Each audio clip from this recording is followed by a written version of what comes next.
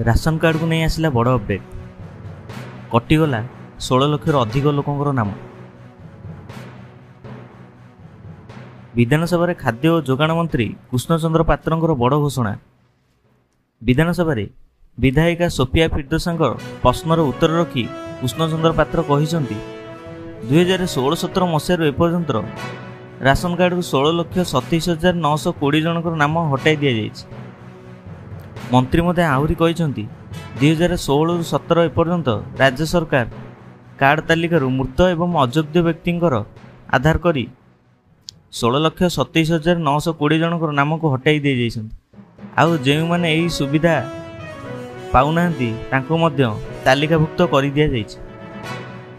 राज्य सरकार निकट में राशन कार्ड रे थिबा सबु कार्डधारी को आधार सह ई-केवाईसी लिंक करने को निर्देश देइछन्ति, जहाद्वारा आउरी मध्य अयोग्य कार्डधारी को हटाई दि जाई परिबो।